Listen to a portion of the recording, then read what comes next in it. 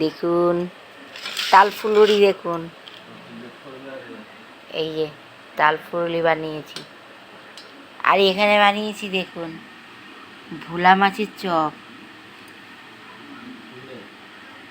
এই যে ভোলা মাছ, ভিতরে এই যে কুমড়োর পাতা দিয়ে বানিয়েছি।